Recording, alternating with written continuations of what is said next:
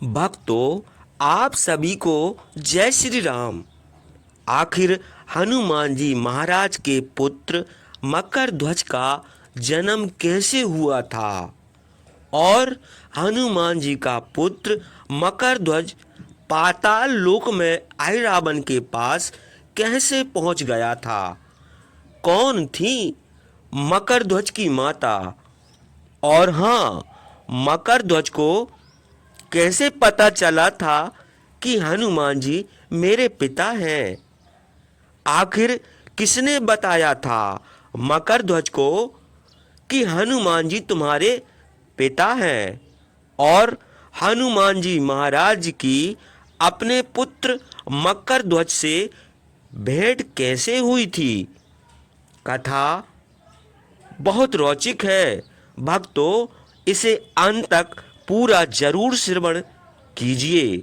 और अगर आपको कथा रोचक लगे तो लाइक शेयर जरूर कर दीजिए और हमारे सनातनी धार्मिक चैनल जय करीला धाम को सब्सक्राइब भी कर दीजिए।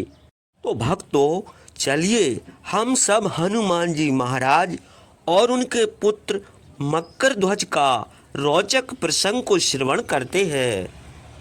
पलक झपकते ही हनुमान जी विभीषण के बताए मार्ग से चलकर पातालपुरी जा पहुँचे। पातालपुरी के विशाल प्रवेश द्वार की रक्षा में वहाँ एक विशाल बानर डटा हुआ था।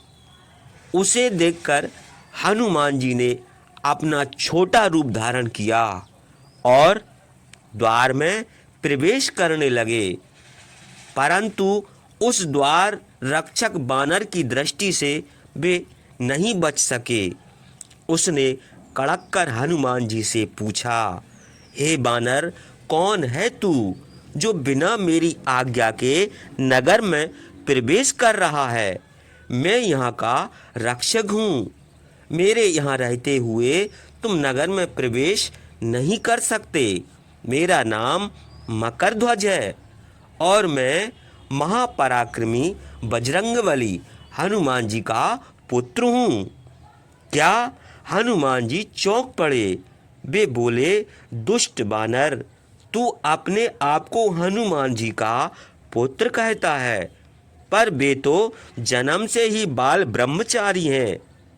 उनके तुम पुत्र किस प्रकार से हो सकते हो? मकर ध्वज ने उत्तर दिया, हे बानर, मेरे पिताजी जब लंका दहन के उपरांत अपनी पूंछ को समुद्र के जल में बुझाकर स्नान कर रहे थे, तब अत्यधिक श्रम करने के कारण उनके शरीर से पसीने की बूंदें जल में गिर रही थीं। वहीं पर एक मछली ने उस पसीने की बूंदों को पी लिया। एक बार उस मछली को पकड़कर पातालपुरी के मछुआरे राजभवन में लाए और यहाँ के रसोइयों को बेचकर चले गए।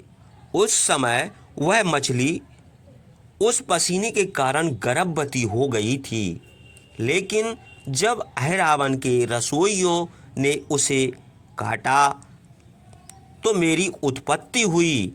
बाद में अहिरावण ने ही मेरा पालन पोषण किया। इस प्रकार मैं बजरंगबली पवन पुत्र श्री हनुमान जी का पुत्र हूँ। इसी से तुम अंदाजा लगा लो कि मुझे जीते बिना कोई भी पाताल नगरी में प्रवेश नहीं कर सकता। हनुमान जी ने आश्चर्य से भरकर मकर ध्वज को देखा। एकाएक उनके हृदय में पुत्र प्रेम उमड़ आया। उन्होंने कहा, हे वत्स, मैं ही हनुमान हूँ।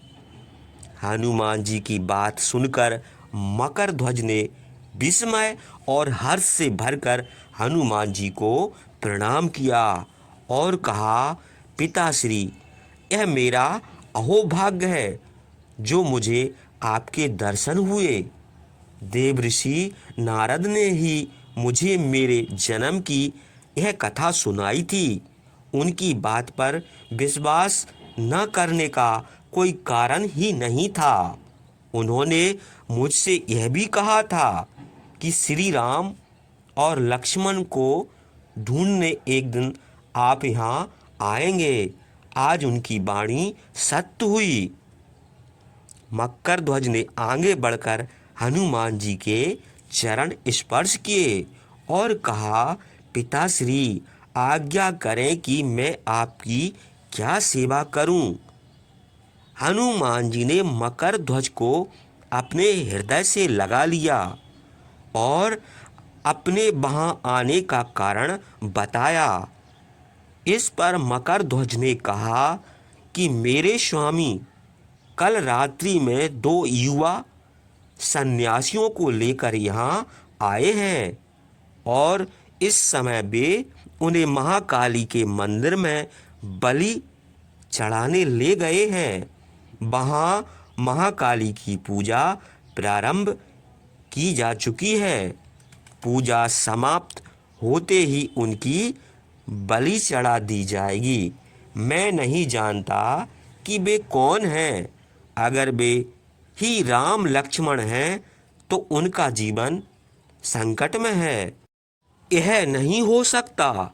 हनुमान जी बोले, वे मेरे आराध्य हैं, मैं उनकी बलि नहीं चढ़ने दूंगा। तुम मेरे मार्ग से हटो। मकर ध्वज अभी तक द्वार के मध्य में खड़ा था।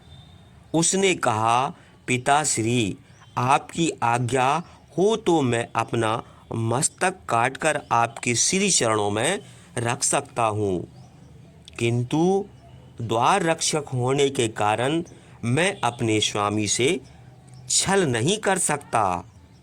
उनकी अनुमति के बिना मैं आपको द्वार में प्रवेश नहीं करने दूंगा। आपका यह आदेश मैं कदापि नहीं मान सकता। मुझे क्षमा करें। स्वामी से विश्वासघात का दोषी होने से अच्छा तो यही है कि मैं युद्ध करते हुए अपने प्राणों को त्याग दूं। मकर ध्वज की बात सुनकर हनुमान जी का सीना चौड़ा हो गया। उसने अपने पिता की भांति ही स्वामी भक्ति दिखाई। तब उन्होंने अपनी मुष्टिका का एक तगड़ा प्रहार मकर ध्वज के सिर पर किया। उससे वह मूर्छित होकर गिर पड़ा। उसके गिरते ही हनुमान जी तेजी से द्वार में प्रवेश कर गए और सूक्ष्म रूप से देवी मंदिर में जा पहुँचे। वहाँ पर अहिरावण स्नान करके रक्त चंदन का तिलक लगा और पुष्पों की माला पहनकर धूप बत्तियां जलाकर माँ काली